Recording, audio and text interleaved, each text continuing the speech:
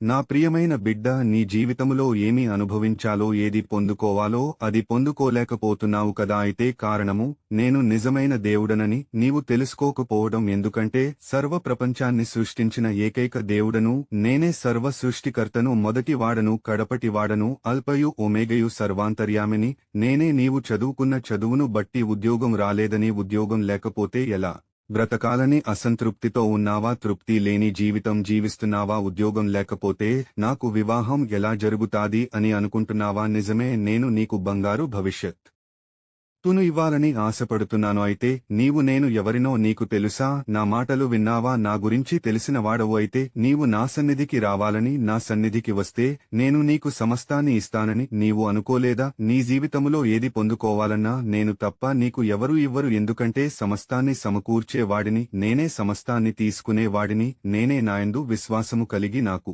మొరపెట్టినట్లయితే నేను నీవు అనుకున్న దానికంటే ఎక్కువ ఇవ్వగలిగే సమర్థుడను, ఏకైక దేవుడను, నీ ప్రభుడనైన యేసయ్యను. నేనే నీకు ఉద్యోగం ఇచ్చేవాడిని. నేనే నీకు మంచి భవిష్యత్తు ఇచ్చేవాడిని. నేనే నీకు మీ కుటుంబానికి కావలసినవన్నీ సమకూర్చేవాడిని నేనే. కాబట్టి నీవు విశ్వాసముతో ఏది అడిగినా నేను తప్పనిసరిగా ఇస్తాను. ఎన్ని గ్రంథాలు చూసినా, భగవద్గీత గాని, ఋగ్వేదము గాని, గీతా పారాయణం గాని, మహాభారతం గాని, రామాయణము గాని, పురాణాలు గాని, ఎన్ని ధర్మాలు ఉన్నా అన్ని ధర్మాలకు ఏకైక దేవుడను నేనే. పరిశుద్ధ గ్రంథము తెలిసి ఈ వాక్యము చదువుము. యెషయా గ్రంథము 41వ అధ్యాయము 10వ వచనము. నీవు నాదాసుడవనియు నేను నిన్ను ఉపేక్షింపక ఏర్పరచుకొంటిననియు నేను నీతో చెప్పియున్నాను. నీకు తోడయ్యు నాను. భయపడకుము, నేను నీ దేవుడనైయున్నాను. దిగులుపడకుము, నేను నిన్ను బలపరుతును. నీకు సహాయము చేయు వాడను నేనే. నీతియను నా దక్షిణ హస్తముతో నిన్ను ఆదుకొందును. నీకు ఏ సహాయము కావాలన్నా, ఏది పొందుకోవాలని భయపడక నన్ను అడగమని చాలాసార్లు చెప్పాను. నన్ను అడగడం మర్చిపోతున్నావు. నేను నా దక్షిణ హస్తముతో నిన్ను ఆదుకుంటాను.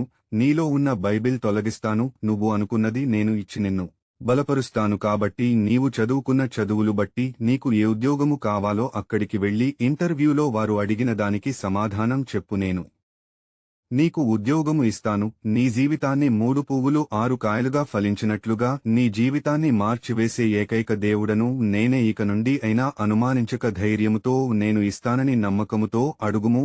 నేను నిన్ను బలపరుస్తాను, సమస్తమును సమకూరుస్తాను. నిన్ను పైవానిగా ఉంచుతాను గాని క్రిందివానిగా ఉంచను. నిన్ను తలగా పెడతాను గాని తోకగా పెట్టను. నీ ప్రభుడను నీ దేవుడనైన యేసయ్యను మాట ఇస్తున్నాను. ఆమెన్.